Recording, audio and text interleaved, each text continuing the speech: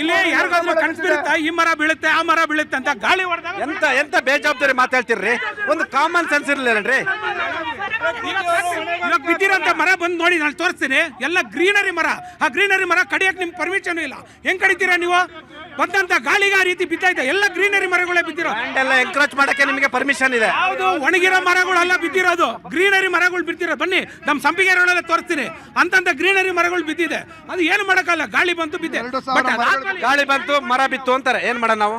ಬೊಮ್ಮನಹಳ್ಳಿ ಕ್ಷೇತ್ರದಲ್ಲಿ ಎರಡೆರಡು ಬಾರಿ ಶಾಸಕರಾಗಿರುವಂತ 4 ಬಾರಿ ಶಾಸಕರಾಗಿರುವಂತ ಸತೀಶ್ ರೆಡ್ಡಿ ಅವರು ಮಳೆ ಬಂದಾಗ ಏನು ಕ್ರಮಗಳನ್ನ ಕೈಗೊಂಡಿದ್ದಾರೆ. ಸತೀಶ್ ರೆಡ್ಡಿ ಅವರಿಗೆ ಜವಾಬ್ದಾರಿ ಇಲ್ಲ, ಆಯ್ತಾ? ಒಂದ್ ನಿಮಿಷ ಮಾತಾಡಕ ಅವ್ರಿಗೆ ಜವಾಬ್ದಾರಿ ಇಲ್ಲ. ನೀವು GB ಆಡಳಿತ ಇದೆಯಲ್ಲ, ನಿಮಗೆ ಜವಾಬ್ದಾರಿ ಇರ್ಬೇಕಲ್ವಾ? ನಿಮಗೂ ಇಲ್ವಲ್ಲ? GB ಆಡಳಿತ ಅದು ಅವಾಗ ಇರ್ಲಿಲ್ಲ ಸರ್. ನೋಡಿ ಲಾಸ್ಟ್ ಟೈಮ್ ಸೆಪ್ಟೆಂಬರ್ ಮಳೆ ಬಂದಾಗ ಒಂದು 5-6 ಜನ ಮಕ್ಕಳು. ಅಲ್ಲ ರೀ, ಅಧಿಕಾರಿಗಳು ನೀವು ಏನ್ ಮಾಡ್ತೀರ್ರಿ? ಅವ್ರಿಗೆ ಜವಾಬ್ದಾರಿ ಇಲ್ಲ, ನಿಮಗಿಲ್ವೇನ್ರಿ ಜವಾಬ್ದಾರಿ? ಎಂತ ನಾಚಿಕೆ ಇಲ್ದಂಗ್ ಮಾತಾಡ್ತಿರ್ರಿ. ಶಾಸಕರಿದಾರಲ್ಲ ಸರ್, ಅವ್ರಿಗೆ ಜವಾಬ್ದಾರಿ ಇದೆ. ಮತ್ತೆ ಏನಕ್ಕೆ ಎಲೆಕ್ಟೆಡ್ ಮೆಂಬರ್ ಅಂತ ಹೇಳೋದು? ಬಿಜೆಪಿ ಎಲೆಕ್ಟೆಡ್ ಮೆಂಬರ್ ಏನಕ್ಕೆ 4 ಬಾರಿ ಆಗ್ಬೇಕು ಸರ್? ಏನ್ ಮಾಡೋಣ ಸ್ವಾಮಿ? ಇವ್ರು ಅವ್ರ ಮೇಲೆ ಹೇಳ್ತಾರೆ, ಇವ್ರು ಅವ್ರ ಮೇಲೆ ಹೇಳ್ತಾರೆ. ಸಮಸ್ಯೆ ಯಾರ ಕಾರಣ? ನಾವು ಸಮಸ್ಯೆ ಬಗೆಹರಿಸಿ ಅಂತ ಯಾರು ಮಾತಾಡ್ತಿಲ್ಲ ಸರ್. ನೋಡಿ, ಬೆಂಗಳೂರಲ್ಲಿ ಮೊದಲ ಬಾರಿಗೆ ನೀರಲ್ಲಿ ಈಜ್ಕೊಂಡು ಬೋಟ್ಗಳಲ್ಲಿ ಹೋಗಿದ್ದು ಇದೇ ನೀಚ ಬಿಜೆಪಿ ಸರ್ಕಾರದವರಿಂದ. ಮೊದಲು ಅದನ್ನ ನೆನೆಸ್ಕೋಬೇಕು ಇವರು. ನೋಡಿ, ನಾವಿವತ್ತು ನೀರಿನ ಮಟ್ಟ ಬೆಂಗಳೂರಲ್ಲಿ ಮನೆಗಳಿಗೆ ನುಗ್ಗುತ್ತಿದೆ ಅಥವಾ ನೀರು ಹೆಚ್ಚಾಗಿ ಹೋಗ್ತಿದೆ, ಪ್ರವಾಹ ಆಗ್ತಿದೆ ಅಂತಾನೆ ಇವತ್ತು 306 ಪಾರ್ಕ್ಗಳಲ್ಲಿ 1500 ರೈನ್ ಹಾರ್ವೆಸ್ಟಿಂಗ್ ಮಳೆ ಕೊಯ್ಲು ಗುಂಡಿಗಳನ್ನ ಮಾಡಿದೀವಿ. ಈ ರೀತಿ ಅನೇಕ ಕ್ರಮಗಳನ್ನ ಮುಂಜಾಗ್ರತೆಯಾಗಿ ತಗೊಂಡಿದೀವಿ. ಈ ಬಿಜೆಪಿ ದುಷ್ಟರು ಏನ್ ತಗೊಂಡಿದ್ದಾರೆ ಅಂತ ಪ್ರಶ್ನೆ ಮಾಡಿ. ಈ ತರ ಫೈಟ್ ಮಾಡೋಕ್ಕಿಂತ ಪ್ರೀವಿಯಸ್ ಗವರ್ಮೆಂಟ್ ಏನ್ ಅಚೀವ್ಮೆಂಟ್ಸ್ ಮಾಡಿದೆ ಅಂತ ನಿಮ್ಮ ಹತ್ರ ಲಿಸ್ಟ್ ಇದೆಯಾ? ನಿಮ್ಮ ಹತ್ರ ಲಿಸ್ಟ್ ಇದೆಯಾ? ಆಯ್ತು, ಪ್ರೀವಿಯಸ್ ಗವರ್ಮೆಂಟ್ ಏನು ಅಚೀವ್ ಮಾಡಿಲ್ಲ. ನೀವು ತುಂಬಾ ಅಚೀವ್ ಮಾಡಿದಿರಲ್ಲ. ನಿಮ್ದು ಅಚೀವ್ಮೆಂಟ್ ಕಾಣ್ತಾ ಇದೆಯಲ್ಲ ಮಳೆ ಬಂದಾಗ. ಅದು ಈ ನೆನ್ನೆ it is the climatic condition. You can not blame it on the government.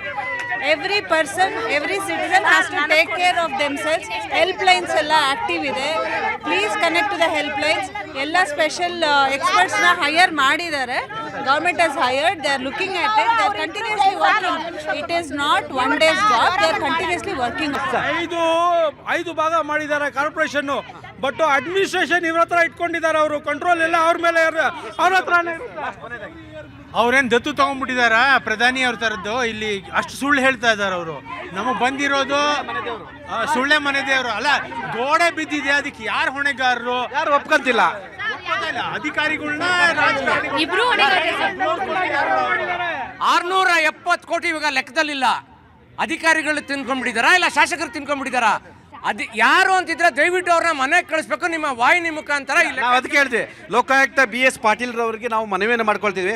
ದಯಮಾಡಿ ಇದನ್ನ ನಿಮ್ಮ ನೇತೃತ್ವದಲ್ಲಿ ಪ್ರಾಮಾಣಿಕವಾಗಿ ತನಿಖೆ ನಡೆಸಿ ಅವ್ರನ್ನ ಸಸ್ಪೆಂಡ್ ಮಾಡೋದಲ್ಲ, ದಯಮಾಡಿ ಜೈಲಿಗೆ ಕಳಿಸಿ ಬೆಂಗಳೂರಿನ ಟ್ಯಾಕ್ಸ್ದಾರರ ಋಣವನ್ನು ತೀರಿಸಿ ಅಂತ ಮನವಿ ಮಾಡ್ತಿದ್ವಿ ನಾವು. ಸರ್, ಅವ್ರಿಗೂ ಏನು ಗೊತ್ತಾ, ಕಮಿಟ್ಮೆಂಟ್ ಅಂತ ಇರುತ್ತೆ. ಸೊ ಹಂಗಾಗಿ ಅವ್ರಿಗೆ 100% ಆಗಿ ಮಾಡೋಕ್ಕಾಗೋದಿಲ್ಲ. ನಾನು ನಿಮ್ಮಲ್ಲಿ ರಿಕ್ವೆಸ್ಟ್ ಮಾಡ್ಕೊಂಡಿದ್ದೇನೆಂದ್ರೆ ನಿಮ್ಮ ವಾಹಿನಿ ಮುಖಾಂತರ ಈ 670 ಕೋಟಿ ಹೆಂಗೆ ಮಿಸ್ ಆಗ್ಬಿಡತ್ತೆ? ಜನರ ತೆರಿಗೆ, ಜನರ ದುಡ್ಡನ್ನ ಇವರು ಹೆಂಗ ದಾಖಲೆ ಇದೆ ನಿಮ್ಮ ಹತ್ರ? ಸರ್ ಕೊಡೋಣ ಸರ್. ನೀವು ನಿಮ್ಮ ವಾಹಿನಿ ಮುಖಾಂತರ ಲೆಕ್ಕಪತ್ರ ಪರಿಶೋಧನೆಯಲ್ಲೇ ಇದಾಗಿದೆ ಸರ್. ಇದು ಕಳ್ಳಂಗೊಂದು ಪಿಳ್ಳೆನವ ಅಂತ ಗಾಳಿ ಬೀಸಿದ್ರೆ ಮರ ಬಿದ್ದೋಯ್ತು ಅಂತ ಹೇಳ್ತಾರಲ್ಲ, ನಾಚಿಕೆ ಸರ್. ಈ ಸಾವಿಗೆ ಹೊಣೆ ಆ ಕ್ಷೇತ್ರದ MLAಗಳಾಗ್ತಾರೆ ಸರ್. ಅಲ್ಲಿನ ಇಂಜಿನಿಯರ್ಗಳಾಗ್ತಾರೆ. ಇಂಜಿನಿಯರ್ಗಳನ್ನ ಸಸ್ಪೆಂಡ್ ಮಾಡೋದಲ್ಲ, ಆ ಏರಿಯಾದ ಶಾಸಕರನ್ನು ಸಸ್ಪೆಂಡ್ ಮಾಡಬೇಕು. ಮತ್ತೆ ಅವ್ರ ಕಡೆಯಿಂದನೇ ಅಲ್ಲಿ ಆಗದ ವಿಷಯ ಹೇಳ್ತೀರಾ? ಕಾಂಗ್ರೆಸ್ ಸರ್ಕಾರಕ್ಕೆ ಇಚ್ಛಾಶಕ್ತಿನೇ ಇಲ್ಲ ಎಲೆಕ್ಷನ್ ಮಾಡಬೇಕು ಅಂತ. ಅವರು ಜನರ ಪರ ಇದ್ದಿದ್ರೆ ಹೆಂಗಾದ್ರೂ ಎಲೆಕ್ಷನ್ ಮಾಡಿ ಮುಗಿಸೋರು. DK ಶಿವಕುಮಾರ್ ಯಾವಾಗ CM ಆಗ್ತಾರೋ ಆವತ್ತೇ ಕರ್ನಾಟಕಕ್ಕೆ ಎಲೆಕ್ಷನ್ ಬರೋದು. ಬೆಂಗಳೂರಿನ ಅಭಿವೃದ್ಧಿಗೆ ಎಲ್ಲ ಪಕ್ಷಾತೀತವಾಗಿ ನಾವೆಲ್ಲರೂ ಒಟ್ಟಾಗಿ ಶ್ರಮಿಸಬೇಕು. ಹಾಗೆ ಇಲಾಖೆಗಳಲ್ಲಿ ತಾಳಮೇಳ ಇಲ್ಲ. ಒಂದು GBA ಒಂದು ಇಲಾಖೆ ಇದೆ, BWSSB ಇಲಾಖೆ ಇದೆ, SWD ಅಂತ ಇಲಾಖೆ ಇದೆ, ಪ್ರಾಜೆಕ್ಟ್ ಅಂತ ಇಲಾಖೆ ಇದೆ, ಒಂದು ಬೆಸ್ಕಾಂ ಅಂತ ಇದೆ, ಮತ್ತು ಇನ್ನೊಂದು ಯಾವುದು ನಮ್ಮ ಪ್ರಧಾನಮಂತ್ರಿ ಮೋದಿ ಅವರ BMRCL ಅಂತ ಒಂದಿಗೆ. ಒಬ್ರು ಅಗಿತಾರೆ, ಒಬ್ರು ಮುಚ್ತಾರೆ, ಒಬ್ರು ಅಗಿತಾರೆ, ಒಬ್ರು ಮುಚ್ತಾರೆ. ಸತ್ಯ ಹೇಳಿದ್ರು ಅಂದ್ರೆ ಕೋಆರ್ಡಿನೇಷನ್ ಇಲ್ಲ ಅಂತ ಇವ್ರು ಹೇಳ್ತಾರೆ. ಎಸ್ ಸರ್, ಕೊನೆಯದಾಗಿ ಆಕ್ಚುಲಿ ಈ ತರ ಕೋಆರ್ಡಿನೇಷನ್ ಇರಬೇಕು ಅಂತಾನೆ GBA ತಂದಿರೋದು. BWSSB ವರ್ಕ್ ನಡೀತಾ ಇದ್ರೆ BBMP ಇದು ಎಲ್ಲಾದ್ರದ್ದು ಆಗ್ಬೇಕು ಅಂತ. ಆದ್ರೆ ಇವತ್ತು ಕೂಡ ಯಾವುದೇ ರೀತಿ ಕೋಆರ್ಡಿನೇಷನ್ ಆಗ್ತಾ ಇಲ್ಲ. ಮತ್ತೆ ಪ್ರತಿಯೊಬ್ರು ಹೇಳ್ತಾ ಇದ್ದಾರೆ 2000 ಮರದಲ್ಲಿ ಎಲ್ಲಾನು ಕ್ಲಿಯರ್ ಮಾಡ್ಬಿಟ್ಟಿದ್ದಾರೆ, ಯಾವ್ದು ಮರಗಳೇ ಬಿದ್ದಿಲ್ಲ ಅಂತ. ನಾನು ವಾಸ ಮಾಡ್ತಾ ಇರೋ ನಮ್ಮ ವಾರ್ಡಲ್ಲೇ ಕೂಡ ಇವತ್ತಿಗೂ 10 ಮರ ಹಂಗೆ ಬಿದ್ದಿದೆ. ಫಾರೆಸ್ಟ್ ಡಿಪಾರ್ಟ್ಮೆಂಟ್ ಅವರು ಫೋನ್ ಮಾಡಿದ್ರೆ ಫೋನೇ ಪಿಕ್ ಮಾಡ್ತಿಲ್ಲ. ಯಾರ ಹತ್ರ ಕನ್ಸಿಡರ್ ಮಾಡಬೇಕು? ಯಾರು ಮಾಡಿದ್ರು ಏನು ಲಾಸ್ ಇಲ್ಲ ಸರ್. ಈಗ ಆಗ್ಬೇಕಾಗಿರೋದು ಜನಗಳ ಸಮಸ್ಯೆನ ಪರಿಹಾರ ಮಾಡಬೇಕೆ ಹೊರತು ಜನಗಳನ್ನ ಸಮಸ್ಯೆನ ಹೆಚ್ಚು ಮಾಡೋದಲ್ಲ. ಇವಾಗ ಚುನಾವಣೆ ಅದು ಇದೆಲ್ಲ ಮೊದಲಲ್ಲ ಸರ್. ನಮಗೆ ಫಸ್ಟ್ ಬೀಳ್ತಾ ಇರೋ ಮರಕ್ಕೆ ಬೇರೆಗೆ ಏನ್ ಬೇಕು ಅನ್ನೋದನ್ನ ನಾವು ನೋಡ್ಕೊಳ್ಬೇಕಾಗತ್ತೆ. ಎರಡನೇದು, ಇವಾಗ ಕಾಂಕ್ರೀಟ್ ಹಾಕಿ ಇಳೋಬರೋ ರೋಡ್ನೆಲ್ಲ ಮುಚ್ಚಿರೋದ್ರಿಂದ ಕೆಳಗಡೆ ನೀರು ಹೋಗ್ದಿರೋದ್ರಿಂದ ಇಡೀ ಮರಕ್ಕೆ ಬೆಳೆಯೋದಕ್ಕಾಗ್ಲಿ ಉಳಿಯೋದಕ್ಕಾಗ್ಲಿ ಏನು ಮಾಡಕ್ ಆಗ್ತಿಲ್ಲ. ಹಾಗೇನಾದ್ರೂ ಮಾಡೋ ಆಗಿದ್ರೆ ಅದನ್ನ ತೆರವುಗೊಳಿಸೋದು ಹೇಗೆ ಅಂತ ಕೊನೆಯದಾಗಿ ಸರ್, ಸಮಸ್ಯೆಗೆ ಪರಿಹಾರ ಏನು 3 ಅಂಶಗಳನ್ನ ಸಲಹೆ ಮಾಡಿ. ಸರ್, ಸಲಹೆ ಅಂದರೆ ಅಧಿಕಾರಿಗಳು ಉತ್ತಮವಾಗಿ ಕಾರ್ಯನಿರ್ವಹಿಸಬೇಕು. ಸರ್ಕಾರಕ್ಕೆ ಅಧಿಕಾರಿಗಳ ಮೇಲೆ ಕಂಟ್ರೋಲ್ ಇರಬೇಕು. ಇನ್ನೊಂದು, ಜನಸಾಮಾನ್ಯರು ಈ ಸರ್ಕಾರದ ಅವ್ಯವಸ್ಥೆಯನ್ನು ಬೀದಿಗಿಳಿದು ಪ್ರಶ್ನಿಸಬೇಕು. ಸರ್, ಒಂದೇ ಒಂದು ಫಸ್ಟ್ ಕಾರ್ಪೊರೇಟರ್ಗಳಾಗಬೇಕು. ಅಧಿಕಾರಿಗಳಿಗೆ ಏನು ಶಿಕ್ಷೆ ಕೊಡ್ತೀರಾ ಅದೇ ಥರ ರಾಜಕಾರಣಿಗೂ ಶಿಕ್ಷೆ ಆಗಬೇಕು. ಯಾಕಂದರೆ ನೀವು ಕೂಡ ಸಂಬಳ ತಗೊಂಡು ಬಂದಿರೋರು, ನೀವೇನು ಬೇರೆ ಅಲ್ಲ. ನಿಮಗೂ ಶಿಕ್ಷೆ ಮಾಡಿದ್ರೆ ಅವಾಗ ಎಲ್ಲ ಎಲೆಕ್ಷನ್ ನಡಿಬೇಕು ಅಂದ್ರೆ DK CM ಮಾಡಬೇಕು. ಬೈ ಚಾನ್ಸ್ ಎಲೆಕ್ಷನ್ ಆದ್ರೆ DK ಸಾಹೇಬ್ರು CM ಜೀವನದಲ್ಲಿ ಆಗಲ್ಲ.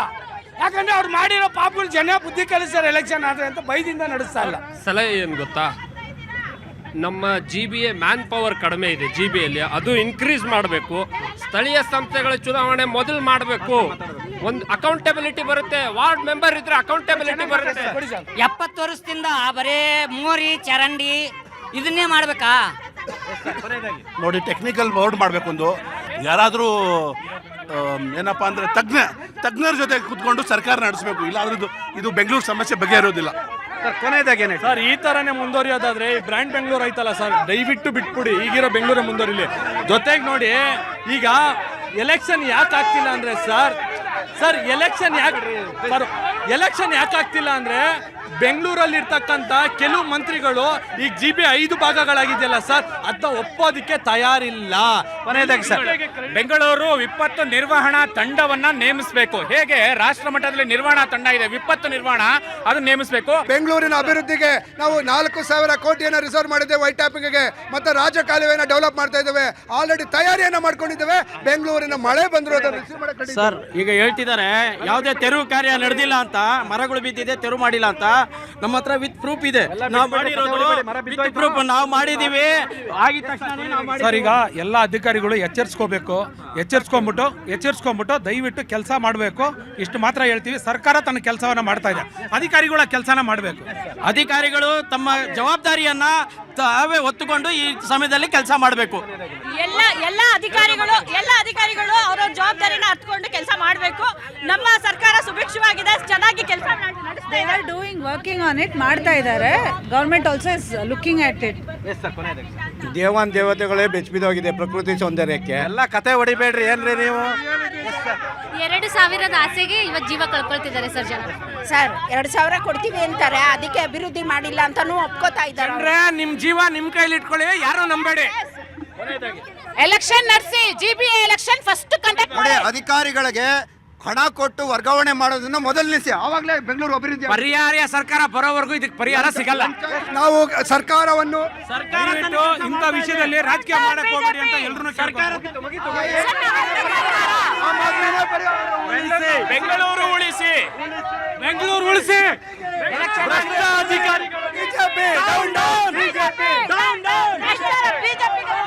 ಸಾಕಪ್ಪ